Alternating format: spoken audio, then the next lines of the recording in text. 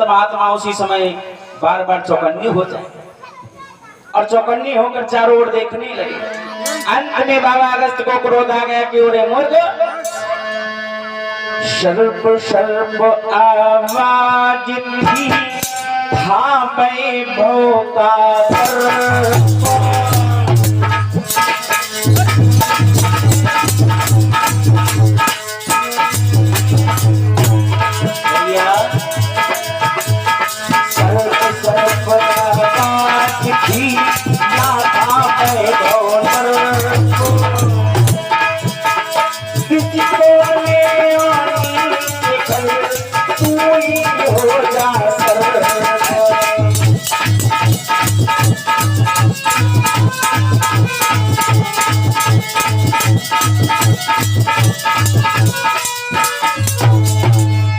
आज संतों ने श्राप दे डाला कि ओरे मूर्ख,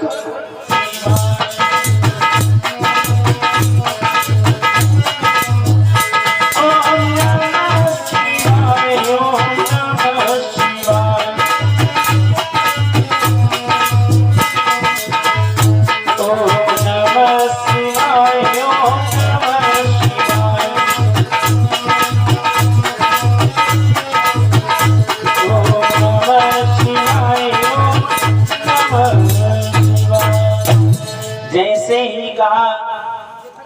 आज ध्यान दिया है कि नंदी पर सवार भोलेनाथ उस दिशा से आ रहे हैं। अचानक से देवयानी कहने लगी, और बहन देख दी कौन आ रहा है, कौन आ रहा? बोले भोलेनाथ आ रहे। तो शर्मिष्ठा ने कहा, ऐसा करो बहनों सभी जल्दी जल्दी डुबकी लगा, भोलेनाथ जब आगे निकल जाएंगे फिर आ जाएंगे। देवयानी कहने लगी, बहन तुझे नहीं मालूम ये भोलेनाथ है, पता नहीं कहाँ बैठ जाए और कहाँ समाधि लगा ले। अगर इन्होंने तनिक देर यहाँ बैठ करके सोचा कि सुंदर सी जगह लाओ भगवान का जाप कर ले, तो 5 मिनट बाद जैसे मठा में बड़ा नजर आवे, सो भूली नजर आओ। आज उसी समय सभी ने कहा, तो फिर जल्दी जल्दी कपड़े को पहन लो। जैसे ही सभी सहेलियां आज सरोवर से बाहर निकल करके वस्त्रों को धारण कर रही है, हुआ क्या?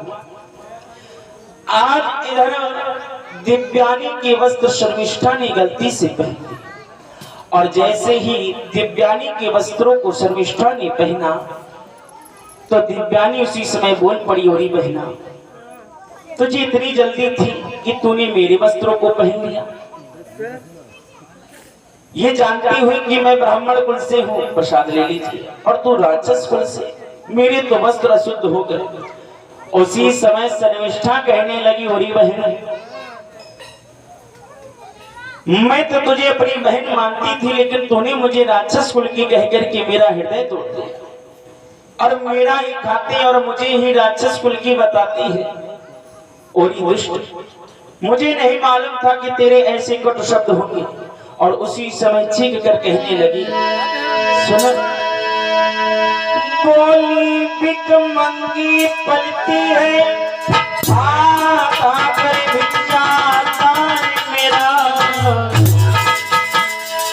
साथ लगाने से देखो चल गया अरमान से।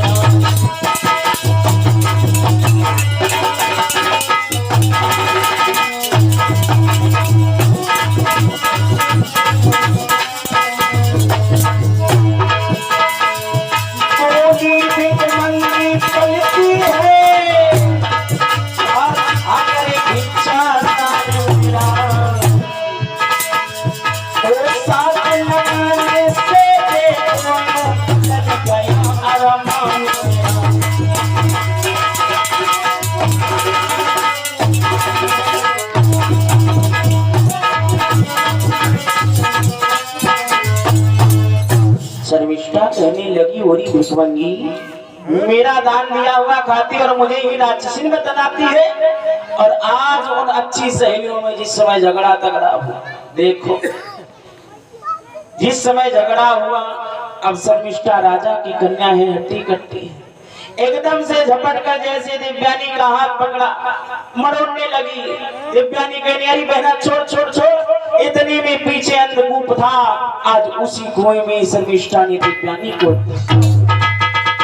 आज हुआ तो सूखा है, कुछ पत्तों के कारण जैसे ही दिव्यानी कुएं के अंदर गिरी, उसी समय गरज कर कहने लगी है, शर्मिष्ठा की ओरी दुष्ट तू इसी लायक है, इसमें मर जा। और साथ की सहेलियों से कहा, जो 1000 सहेली और आई थी, कहा खबरदार किसी ने मुंह खोला, अगर किसी ने ये जुबान चलाई कि मेरे कारण ये इसमें गिरी है तो मैं उसे सूली पर चढ़ा दूं। और उसी समय सहेलियों को लेकर के शर्मिष्ठा इधर भगवत प्रेमियों महलों की ओर चली गई। आज देवयानी बेचारी पड़े पड़े कुएं के अंदर सोचने लगी कि हे विधाता, मैंने क्यों कहा था कि वन विहार करने को चले। श्री सुखदेव जी कहते हैं कि हे राजन, आज पूरी रात हो गई देवयानी को उस कुएं में पड़े पड़े।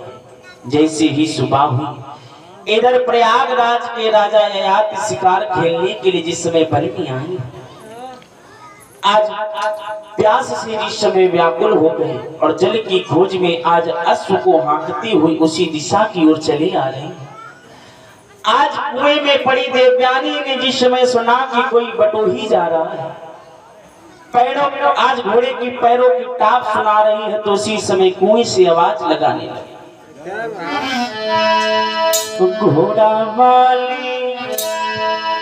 आज कुएं से ही आवाज लगा रही है कि भैया घोड़ा वाली, घोड़ा वाली, घोड़ा वाली बटोहिनी की रुक जइयो तोरे